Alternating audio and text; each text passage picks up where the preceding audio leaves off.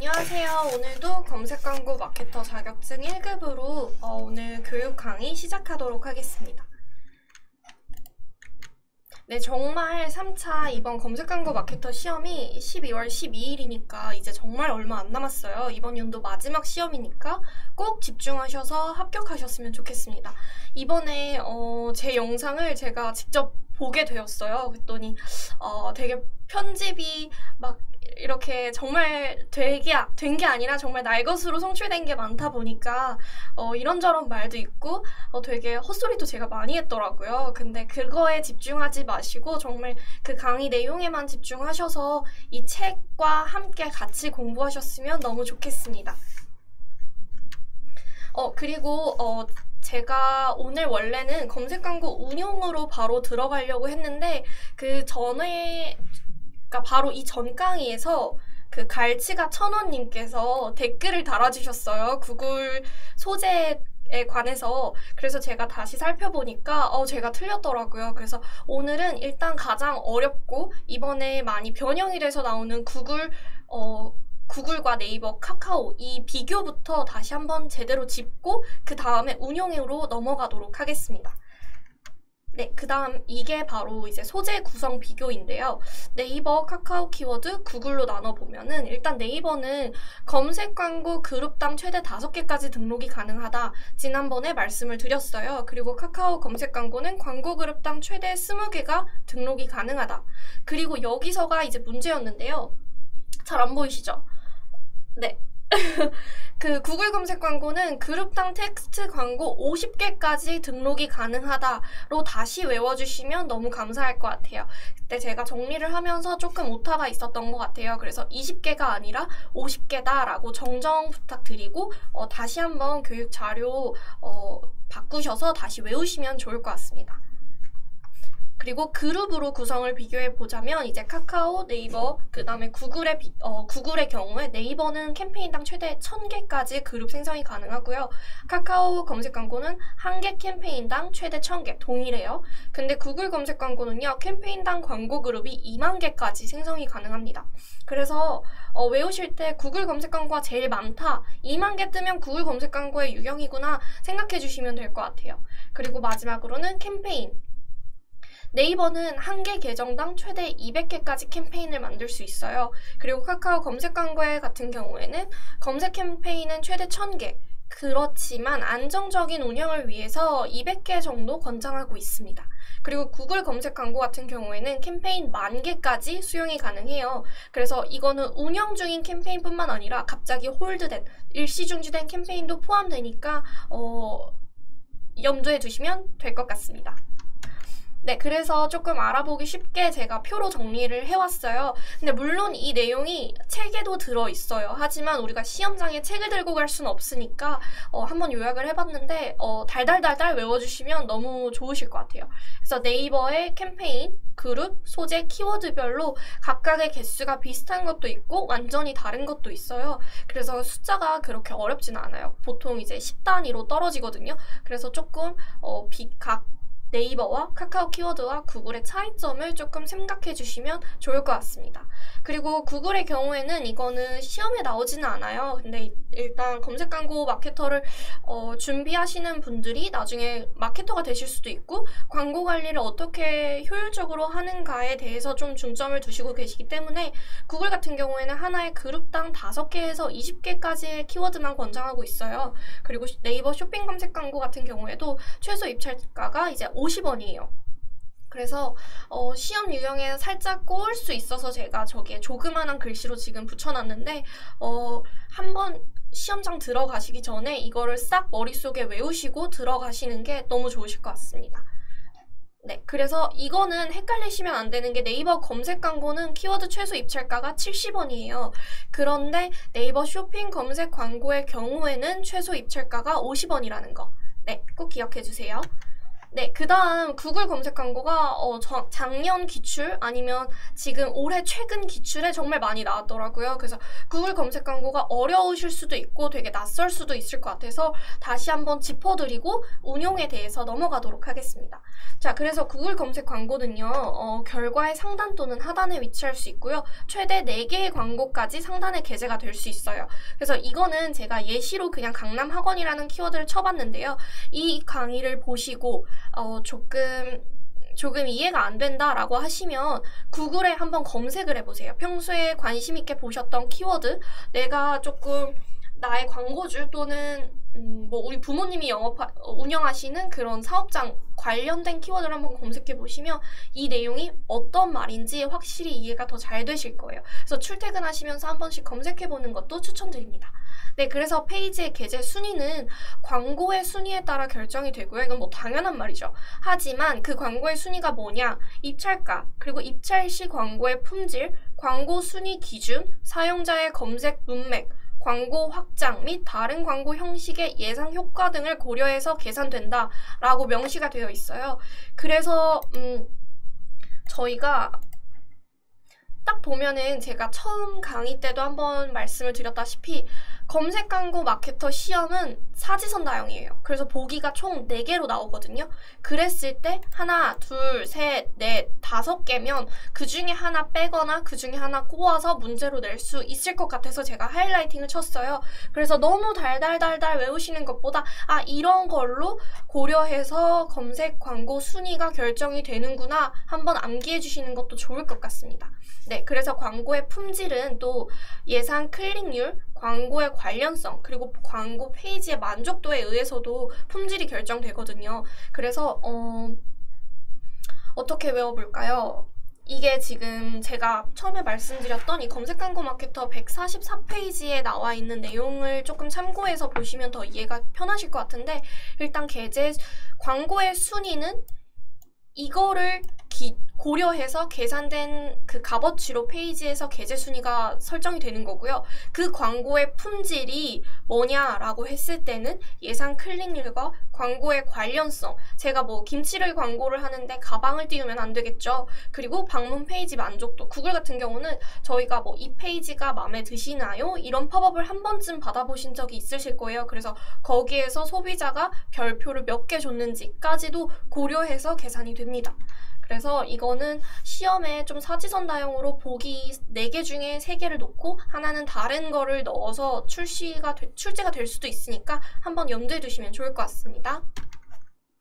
그리고요, 여긴 좀 내용이 많아요. 그래서 구글을 통해서 광고를 게재할 수 있는 영역은 검색과 디스플레이예요. 그러니까 배너 광고냐 아니면 검색이냐, 이거를 구글 검색 광고에서 세팅을 할 수가 있어요.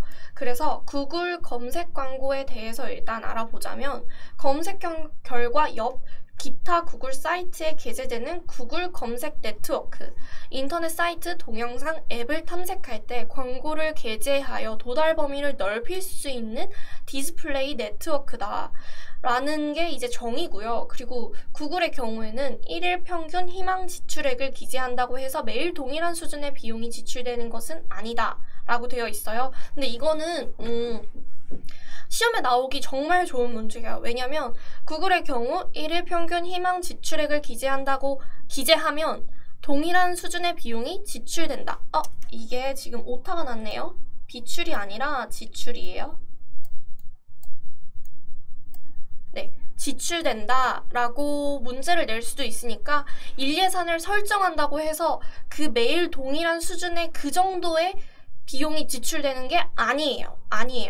네, 그래서 트래픽이 많은 날에는 일예산보다 최대 2배까지 소진이 될 수도 있고요. 그리고 지출이 적게 발생하는 날과 이제 상쇄가 되어서 월 평균과 일예산을 곱한 금액이 이제 월 청구 금액으로 청구가 돼요. 그래서 더 많은 비용을 지출하는 것은 절대 아니지만 일예산에 따라서 딱 그만큼만 소진이 되는 건 절대 아니다라는 점 생각해 주시면 될 것 같습니다. 그리고 구글 광고의 그 검색 유형에는요. 확장 검색, 변형 확장 검색, 구문 검색, 일치 검색 순으로 이렇게 좁아져요. 근데 이게 그렇게 어렵지는 않은데 조금 헷갈릴 수 있을 것 같아요. 그래서 확장 검색을 사용하면은 키워드 목록에 없는 유사어까지 광고로 자동으로 이제 게재가 돼요. 근데 더 많은 유입을 받고 실적이 우수한 키워드에 비용을 집중해서 투자할 수 있지만 너무 방대한 노출로 오히려 품질평가 점수가 낮아질 수 있어서 CTR에는 조금 신경을 써야 되는 검색 유형입니다. 그래서 구글 검색 광고의 경우에는 아까 제가 설명했던 1일 그 지출 금액을 기재한다고 해서 딱 그 금액으로 저희가 소진이 되는 건 아니거든요. 그래서 이 부분 예시 제가 지금 보여드릴게요. 지금 1예산 45,000원으로 제가 설정을 해놨어요. 하지만 그날 트래픽이 조금 많았나 봐요. 지금 비용은 이렇게 58,182원으로 소진이 됐거든요. 근데 이게 다 나중에 상쇄가 돼서 결국에 청구되는 금액은 우리가 원예산으로 사용하려고 했던 45,000원 곱하기 3.4의 비용이 청구가 되는 거라서 막 과소진이다 이렇게는 보기 어려워요. 네. 그리고 구글 검색 광고의 그 검색 유형에 대해서 아까 설명을 드렸잖아요. 검색 유형 이것도 책에 나와요. 하지만 검색 광고 마케터 시험을 보러 갈 때 우리가 책을 들고 가면 그 내용 언제 다 찾아요. 그래서 제가 정리를 해놨으니까 일단은 좀 더 자세한 내용은 책을 참고해서 보시면 너무 좋을 것 같고 제가 강의가 1시간이에요. 그래서 조금 함축해서 요약만 딱 핵심만 시험에 이거 나와요. 이런 식으로 설명을 드리다 보니까 이해가 조금 안 되거나 저는 좀 딱 이론보다는 개념부터 다시 천천히 짚고 싶어요 하시는 분들은 꼭 책과 함께 병행해서 들으시면 너무 좋을 것 같습니다. 제가 조금 뒤로 가면 보일 것 같아요. 그래서 확장 검색 같은 경우는 사용 기호도 없어요. 그냥 거기서 설정을 하면 되시고요. 예를 들어 우리가 여성용 모자를 검색했을 때 맞춤법이 오류나도 돼요. 뭐 여성용 모지, 뭐 이런 식으로. 그러니까 누가 봐도 모자인데 오타가 났을 경우 그 다음에 동의어, 관련 검색어, 기타 관련성 있는 유사 구문을 검색했을 때도 우리의 광고가 노출이 됩니다. 그게 바로 확장 검색이에요. 그리고 그 다음 변형 확장 검색은 사실 그렇게까지 많이 쓰지는 않아요. 근데 일단 시험에 나올 수 있으니까 공부를 해보자면 여성용 모자 그리고 사용 기호는 플러스예요. 예를 들어 이렇게 외우세요. 변형이잖아요. 그래서 난 사용 기호 모르겠다 이러면 변형 위에 요거랑 요거 두 개 더하면 플러스 되잖아요. 잘 모르겠어요. 이렇게 외우세요. 어떻게 해서든 일단 외우셔야 시험은 보시니까 변형 확장 검색의 사용 기호는 플러스이고 그 키워드, 우리가 노출시키고 싶은 키워드 앞에 플러스를 붙이시면 되는 거거든요. 그래서 순서에 관계없이 플러스가 붙은 검색어와 유사한 검색어, 예를 들어 여성용, 겨울 여성용 파랑색 모자, 여성용 모자 추천 이런 식으로 우리가 키워드가 조금 변형돼서 검색이 될 수 있다는 거 생각해 주시면 될 것 같습니다. 자, 그 다음은요. 구문 검색이에요.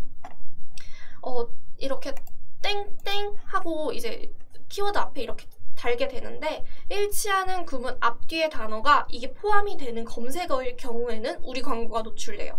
예를 들어 빨간색 여성용 모자,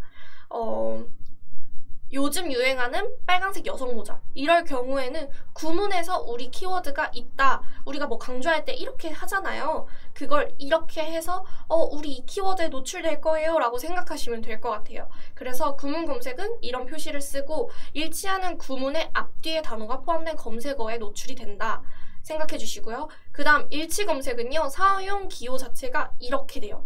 뭔가 구문 검색은 노출해주세요 이런 느낌인데 구문 자체는 노출해 이렇게 각져 있고 딱 이것만 해야 될 것 같잖아요. 그렇게 외우세요. 일치 검색 딱 여성용 모자에 내가 이거를 딱 치고 나 이거 노출할 거야 하는 그 광고에만 저희께 이제 노출이 되는 형식이에요. 그래서 잘 안 보이시면 키워드와 정확하게 일치하는 검색어 또는 유사 검색어, 여성용 모자, 숙녀용 모자까지도 허용이 됩니다. 그러면 나중에 이럴 수 있어요. 그러면 확장 검색도 유사 구문 검색이 되고 얘도 유사 검색어인데 그럼 저희 어떻게 외워요?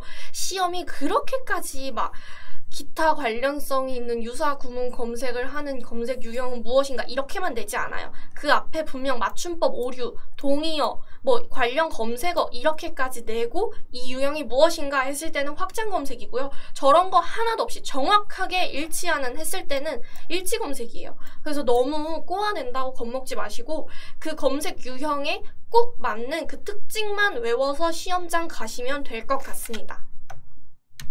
자, 그 다음 지금 구글에 대해서 제가 쭉 설명을 드렸는데 한번 짚고 갈게요, 문제로. 그래서 구글 검색 유형에 대한 설명으로 틀린 것은 이렇게 나와 있어요. 확장 검색을 사용하면 키워드 목록에 없는 유사어에 대해서도 광고가 자동적으로 게재된다.